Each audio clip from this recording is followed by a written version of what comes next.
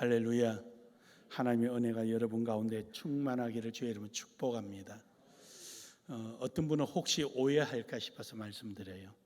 제가 악수를 안 하는 것은 아직도 코로나가 있어서 안 합니다. 왜냐하면 저야 하고 싶죠. 반갑고 뭐 악수만 하고 싶겠어요.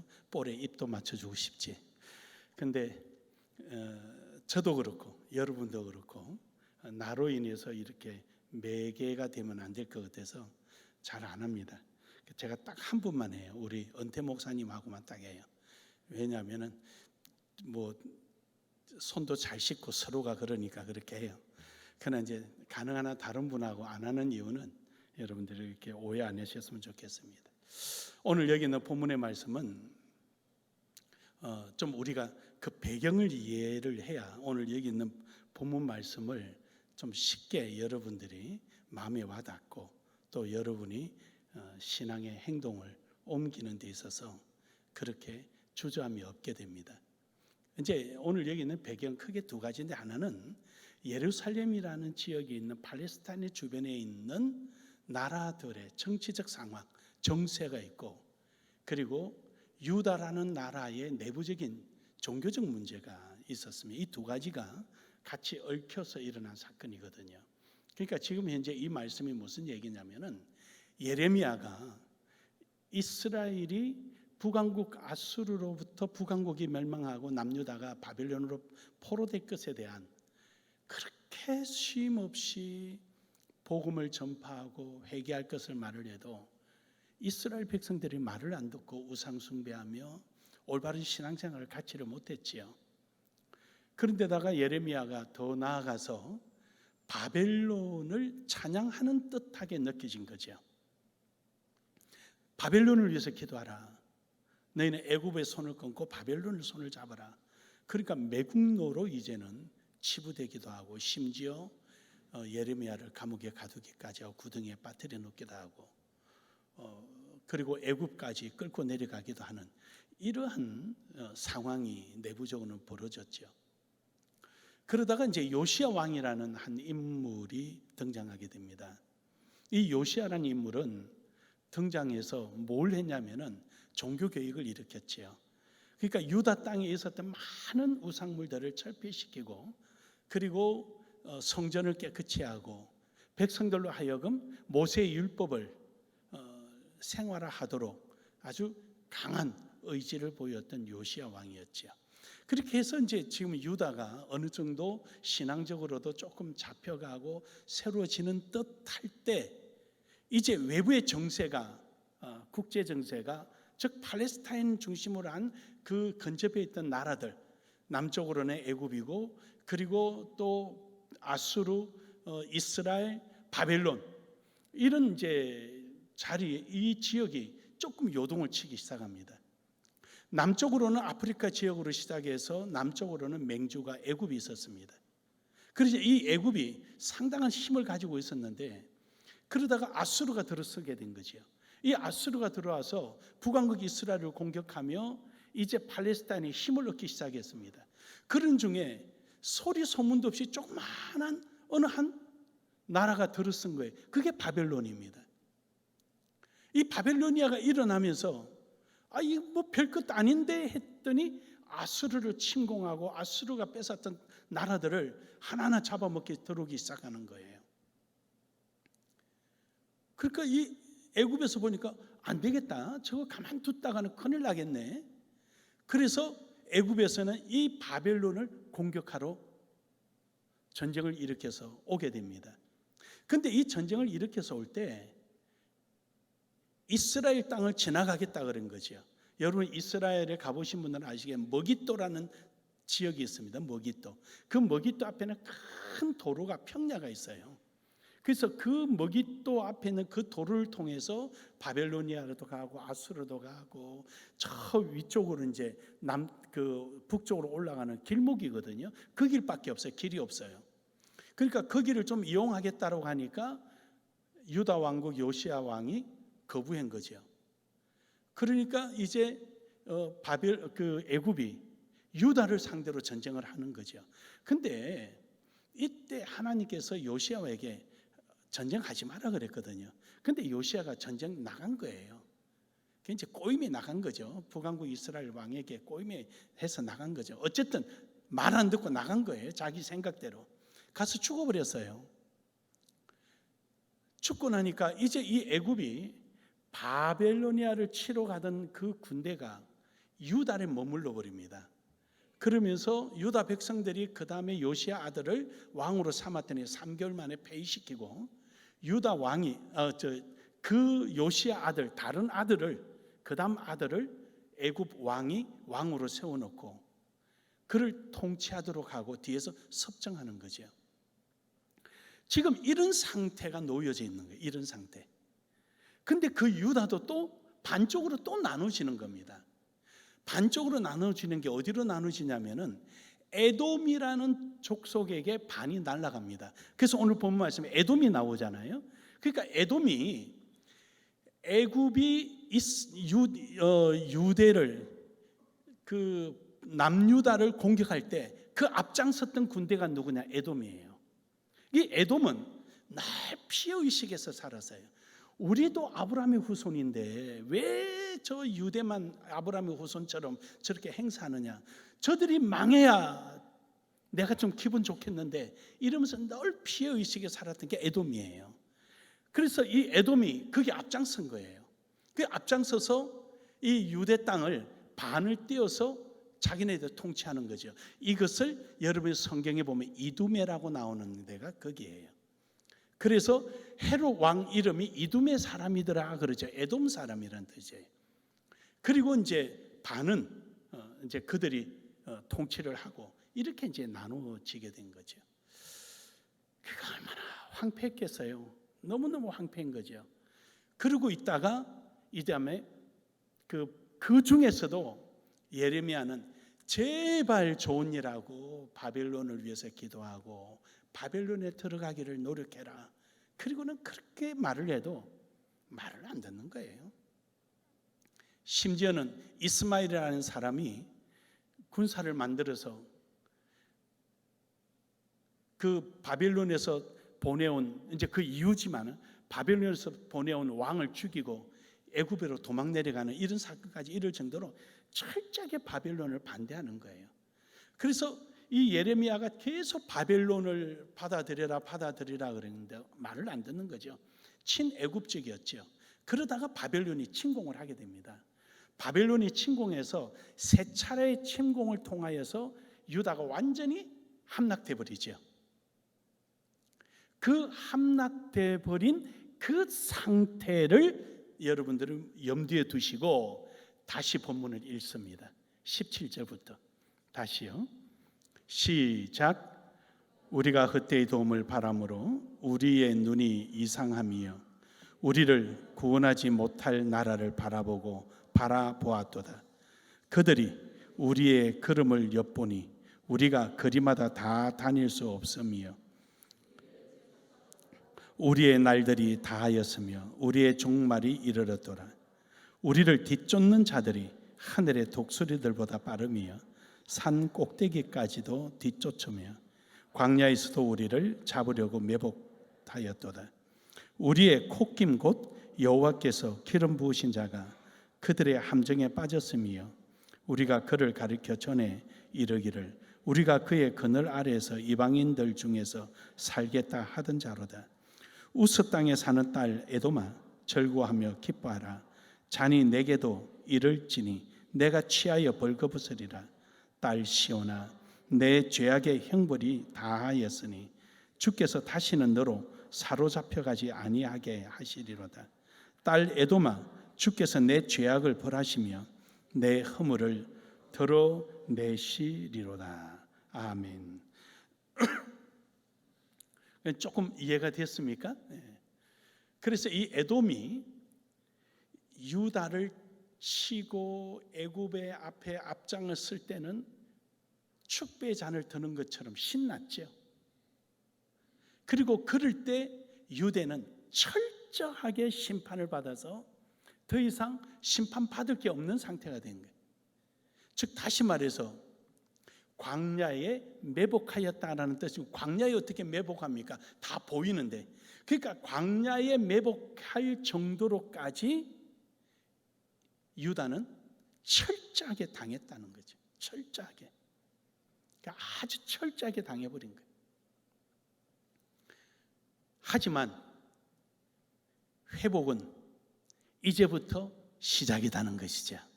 이제 이들의 유다의 모든 심판이 최악에 도달했으니 이제부터는 하나님께서 이렇게 세우실 일만 남은 거예요. 그래서 소망 중에 하나님이시다는 거예요. 그러나 에돔은 축배를 들고 있지만 너는 지금부터 철저히 하나님으로부터 심판을 받을 것이다. 여러분, 여기 있는 에가서는요, 1장은 총 5장으로 되어 있는데 1장은 솔로몬 다윗 시대의 그 영화를 다 잃어버린 모습을 보며 애통해하는 내용이고요. 2장은 이렇게 된 데는 저들이 우상 숭배하며 하나님을 버린 죄로 말미암아 이루어졌으니 너희가 빨리 회개하라는 촉구이고요. 3장에 와서는 하나님 우리가 이럴지라도 우리에게 긍휼을 베풀어 주시옵소서라는 소망적인 내용이고요. 4장에 와서는 이제부터 하나님께서 새롭게 하신다는 거죠. 다시 말해서 3장에서 예루살렘 성이 무너지고 유다 나라가 철저히 파괴되는 모습을 보며 예레미야가 눈물을 흘린 것이 그 울었던 내용이 예레미야 애가거든요. 근데요, 예수님께서 예루살렘 성전을 바라보면서 우셨잖아요. 그리고 저것을 무너뜨려라. 내가 3일 만에 다시 복원하리라. 새로운 것으로 복원하리라. 그러니까 지금 현재 예레미야 애가는 철저히 무너진 유다 나라지만 4장에 와서 이제 하나님이 새롭게 이렇게 세울 시작이 바로 4장이라는 것입니다. 할렐루야. 오늘 여러분의 신앙의 삶 속에 여러분이 늘 기도 응답되지 않고 생각지도 해도 안 되던 모든 문제들이 오늘 이 말씀을 통하여 여러분에게 새롭게 시작되는 은혜가 있기를 주의 이름으로 축복합니다. 축복합니다. 첫 번째로는 감정이 아니라 신앙의 삶을 살아야 된다라는 겁니다. 유일한 하나님께 소망을 두고 있는 사람은 감정이 앞서면 안 돼요. 오늘 여기 본문 말씀에 요시야도 감정이었죠. 이스라엘 왕에게 속아가지고 함께 전쟁 나갔다가 죽어버렸잖아요. 그것뿐입니까? 또 하나님께서 바벨론을 위하여 기도해라 했던 것은 바벨론을 통하여서 막대기로 삼았거든요. 매로 삼았어요. 하나님께서 유다가 말을 안 들으니까. 그런데 하나님께서 이제 이스라엘을 이렇게 세우는데 이 바벨론 막대기를 때리는 막대기가 아니라 이렇게 세우는 지게발로 쓰는 거예요. 믿으십니까? 믿으십니까? 하나님은 우리에게 그러시는 거예요. 항상 하나님은 우리에게 어떤 것을 매로 다스리는 것에도 뒤에 보면 그 매가 나를 이렇게 세우는 지게발처럼 나를 이렇게 세우는 힘이 되게 하시는 분이에요. 그러니까 하나님께서 바벨론을 통하여 심판하셨다는 것은 바벨론을 통하여 다시 이렇게 세우실 거라는 약속이 그 속에 숨어 있는 거예요. 그래서 오늘 애가의 이 슬픈 노래는 시체를 바라본 장송곡이 아니라 시체가 부활해서 일어설 것에 대한 소망의 노래인 것입니다. 그러므로 여러분, 우리는 신앙은 감정으로 이루어지는 게 아니라 항상 신앙으로 이루어지는 거예요. 하나님 뜻이 옳은지 그른지 이렇게 판단하는 것이지, 사람이 그 감정에 매여 있게 되면은 할 것도 못해요. 아무것도 못해요. 그러므로 여러분, 감정이 아닌 신앙 안에 있기를 주의 이름으로 축복합니다. 그래서 본문 말씀 17절에 이르죠. 우리가 헛되이 도움을 바람으로 우리가 눈이 상함이여 우리를 구원하지 못할 나라를 바라보았도다. 인간의 감정적이죠. 이성적이죠. 그러니까 결국 신앙이 다 망가지고 마는 거예요. 이렇게 이성적이고 감정적인 사람들의 신앙에 여러 가지 특징이 있는데 그 중에 하나가 마태복음 6장 31절에서 32절에 보면은요, 염려 걱정이 많아요. 뭘 먹을까, 뭘 입을까, 이럴까 저럴까, 앞으로 이렇게 될 텐데 앞으로 오지 않는 걸 가지고 왜 그렇게 걱정을 하는지 몰라요. 그냥 하나님 앞에 맡기고 가면 되는데 우리가 무엇을 위해서 살고 어떻게 살아갈 건가, 그건 하나님께서 우리 길을 열어주십니다. 문제는 내가 하나님의 뜻과 관계없는 자리에 서 있으니까 걱정되는 거예요. 하나님 뜻 안에 있을 때는 걱정될 게 없어요. 하나님께서 함께 하시기 때문에. 그 염려 걱정하는 사람은 떨어져 있다는 뜻이죠. 멀리 있다는 뜻이죠. 또한 누가복음 17장 18절에 보면은요, 감사할 줄을 몰라요. 늘 불평불만, 주도 걱정, 많아도 걱정, 잃어버릴까 봐 그냥 이래저래 걱정, 감사가 없다는 거예요. 여러분, 신앙에 있는 사람은요, 감사하는 사람입니다. 믿습니까? 이래도 감사, 저래도 감사, 이렇게 해서 감사. 바벨론이 우리를 침공해 줘서 감사. 왜냐? 바벨론 안에서 보호받으니까. 성경에는 두 분의 인큐베터가 있다고 말씀드렸죠. 한 분은 애굽에서 인큐베터였죠. 70명이 들어가서 200만 명이 나오는 인큐베터였죠. 나머지 하나는 어디였어요? 바벨론이었죠. 남유다와 북유다가 갈라져서 원수지간인데 바벨론을 통해서 하나가 되어서 하나의 이스라엘이 이제 해방돼서 나오게 되죠. 그러니까 하나님께서는 그런 숨어있는 계획이, 섭리가 있다는 거예요. 왜 괜히 기도하라 그러겠어요? 사실 이스라엘 백성들이요, 바벨론에 가서는 그렇게 크게 핍박을 안 받았어요. 도리어 바벨론의 선진 기술들을, 그 당시에 술 다루는 것, 즉 포도 다루는 법이라든지 농사를, 그 당시에 최고의 기술적인 농사들을 배워가지고 왔습니다.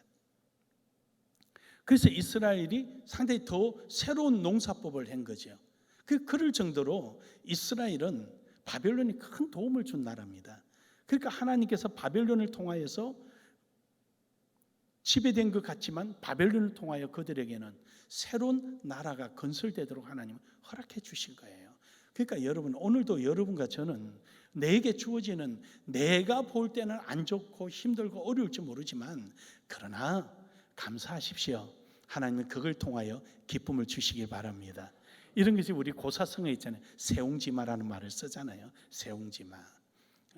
그러니까 이렇게 우리 생활 속에는 항상 하나님께서는 더 좋은 것으로, 더 큰 것으로 우리를 위해서 예비하고 있음을 믿으시길 바랍니다. 마태복음 17장 19절에서 20절에 보면은요, 실패를 거듭해요.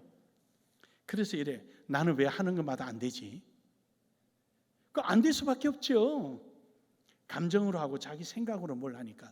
그러니까 빠지는 사람 계속 빠져요. 노름꾼이 왜 망합니까? 이번에는 따겠지. 꼭 딸 것 같거든요. 그러니까 맨날 해요. 저는 이 카드라든지 이런 걸 해본 적이 없어요. 몰라요. 전혀 몰라요. 제가 원래 그런 걸 좋아하지 않기 때문에. 근데 그런 노름에서 심심찮게 주변에 그런 사람들 봐요. 왜 그럴까? 심리적으로 보면은요, 꼭 될 것 같이 보인다 그래요. 저기 유럽에 가서 목사님들 모시고 유럽에 갔는데, 그 비엔나에서 그 다리 위에서 사람이 없었거든요. 갑자기 사람이 꽉 모였어요. 이제 목사님들이 이러 구경하러 간 사이에 저 혼자 그 위에 서서 내가 여기 있을 테니까 이리로 몇 시까지 와라 그러고 있었거든요. 한국에서 하던 그 컵에다가 이 굿을 넣어가지고 탁 이래가 돈 거는 거예요. 그래서 제가 다 보니까 여자가 지나가는 차가 다 하고 나서는 그 돈을 지갑에 넣어야 되잖아요. 돈 벌었다고 벌고 가면서 앞에 오는 사람들 돈을 건네주니까 그 사람에서 또 해서 돈 따고 가는 거예요. 이런 식으로 해요. 그래가 저거 하지 말아라. 제가 하면 큰일 난다고. 목사님 구경 좀 해보자. 구경도 하지 말아라. 저는 미국이나 외국에 가면은 이 로비에 그 노름하는 게 있잖아요. 거기는 카페트가 깔려 있거든. 그 카페트 밟지도 말아라 그래요. 그 밟지도 쳐다도 보지 말아라. 뭐 쳐다봐서 좋을 게 뭐 있어요? 뭐 궁금한 게 뭐 있다. 보지도 말고 밟지도 말아라 그래. 그러니까 이 하는 것마다 실패되고 하는 것마다 잘못되고 하는 것마다 안 되는 거예요. 사람의 생각이 있으니까 그렇죠. 이런 사람은 주로 감정과 이성에 매여 있는 사람이에요. 그런가 하면은 디모데후서 3장 5절에는요, 신앙생활 좀 하는 것 같은데 열매가 없어요. 경건의 모양인데 경건의 능력이 안 나요. 열매가 없어요. 열매가. 좀 보고 배워야 되는데 배울 게 없는 사람이에요. 뭐 전해줄 게 없는 사람이에요. 요한복음 14장 1절에 이런 사람은 늘 소리 없이 마음속에 자기에 대한 불만이 있어요. 그래서 평안이 없는 거예요. 그러고 나서 나는 왜 그렇지? 나는 왜 그랬지? 자기가 혼자 가만히 생각할 때 자기가 미워. 자기 미워. 그러니까 마음속에 평안이 없어요. 자기 자신이 자기가 좀 기특하다. 김상현이 너 어떻게 그런 생각할 줄 알았어? 야, 너 기특하다. 이렇게 좀 자기가 자기를 칭찬해 줄 수 있는 무슨 거리가 있어야 되는데 자기가 자기를 생각할 때는 한심한 거예요. 너는 왜 저 자리에 끼지도 못하냐? 너는 왜 저럴 때 좀 참지? 너는 왜 저럴 때 좀 함께 나도 할게 라고 좀 용기 있게 나서지? 왜 그랬어? 라고 자기 자신을 질책하는 거예요. 그러니까 마음속에 평안이 없는 거예요. 마태복음 14장 30절에 보면은 그러다 보니까 모든 게 겁나고요. 열정이 식어요. 또 하다가 문제 생기면, 또 하다가 이러면, 또 하다가 부딪히면, 또 하다가 그게 열정이 점점 식어가는 거예요. 그 사람이 신앙으로 살아가는 사람은요, 실패도 실패로 보지 않아요. 그렇게 하면 안 되구나. 그럼 어떻게 할까? 이러는 거지요. 신앙으로 살지 않고 감정이나 자기 이성으로 사는 사람은 실패하면은 또 실패했네 이러는 거죠. 그러다가 몇 번 하고 나면 나는 역시 안 돼. 그리고 포기해버리잖아요. 여러분, 절대 감정으로 살지 말고 신앙으로 살아가기를 주의 이름으로 축복합니다. 신앙으로 살아가는 사람은 하나의 현상이 있어요. 뭐냐면은 믿음으로 산다는 것입니다. 믿음으로 사는 믿음. 그래서 늘 믿음으로 그 신앙을 포기하지 않고 안 된다가 아니라 내가 지금 당장 할 수 없을 때 이거 어떻게 해야 할 수 있을까? 이렇게 생각하지. 안 돼. 안 되는 거야. 못 하는 거야. 이러지는 않아요. 이거 어떻게 하면 되지? 그러니까 믿음이 있는 사람과 없는 사람의 차이점이에요. 시편 34편 1절에 보면은 그래서 하나님을 찾아요. 어떻게 하면 될까? 기도하고. 어떤 방법이 될까? 신앙의 선배에게 묻기도 하고 교회 장로님에게 묻기도 하고 또 앞서서 했던 사람에게 그때 이럴 때 어떻게 한 거예요 집사님? 묻기도 하는 거예요. 그래서 늘 주를 찾기를 즐겨하는 거죠. 이사야 55장 2절에 보면은요, 하나님 말씀을 청종합니다. 늘 하나님 말씀에 쉽게 생각하지 않아요. 똑같이 생각하지 않아요.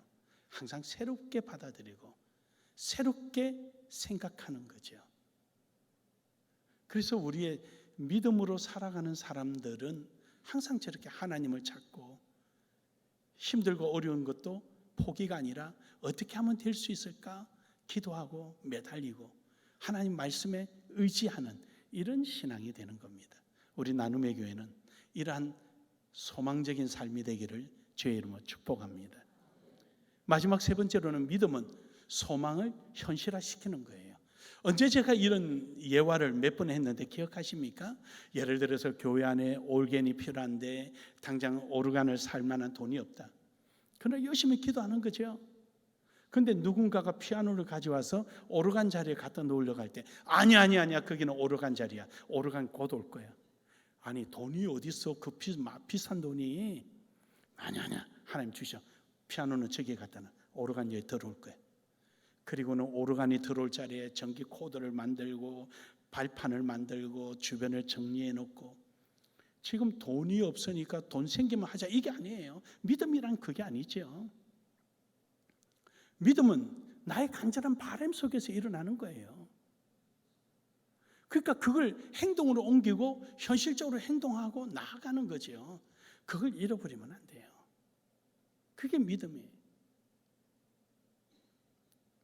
언제도 제가 그 얘기했지만 우리 이장로님하고 김복기 권사님 지사 시절에 한 달에 20만 원 월세가 없어서 매일 돈을 주시든지 땅 주인이 오지 않게 해주시든지 둘 중에 하나만 해주십시오 하고 기도할 그때인데 겨우 20만 원 고비를 넘어섰을 때 그 빚에는 하꾸하게 살면서 단돈 10만 원 먹을래도 죽을래도 없는 돈을 그런 교회인데도 우리는 천안의 그 아파트 그 모델 하우스에 돌아다니면서 저거는 안 좋다, 이건 좋다, 그 재료 하나 살 만한 돈도 없으면서 다음에는 우리 저런 가자, 다음에는 저거 하지 말자, 그러고 돌아다녔어요.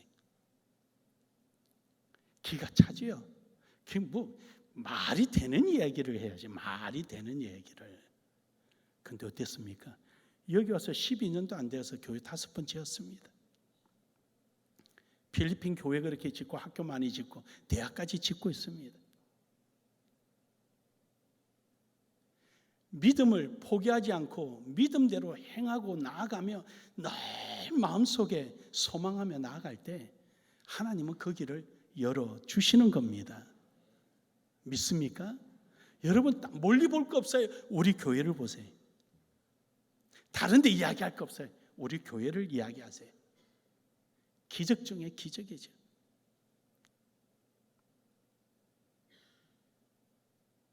장로님 여기 오실 때 돈이 많은 줄 알았어요? 돈 없어요. 근데 그 믿음 잃지 않고 나가니까 오늘까지 인도하신 거잖아요. 어제 부산에 이제 조카 사업 예배하고 조카가 투자했다가 다 없애버리고 온 집안 식구들 돈 다 잃어버리고 부산 가야라는 산꼭대기에서 단칸방 얻어가지고 조그마한 피자집을 경영했는데 어제 그 앞을 가서 거기서 밥을 먹었거든요. 삼촌 여기 기억하셔요? 내가 처음에는 모르겠는데 말하니까 와본 것 같다. 그랬던 사람들이 지금은 상상이 안 갈 정도죠. 그 감자탕 해라니까 안 한다고 이걸 어떻게 하냐고 우기더니 지금은 너무 고마워가지고 우리 그 질부를 가끔씩 제가 놀려요. 지인네 감자탕 안 하면 뭐 했겠네 지금. 삼촌 이제 그만하세요. 그래. 내가 가끔가다 한 번씩 놀려요 그렇게. 하나님 위해서 이래요. 필리핀에 건축원금 보내고요. 어기상시 보내요. 우리 교회 천문대도 걔들이 헌금을 거의 대부분 했잖아요.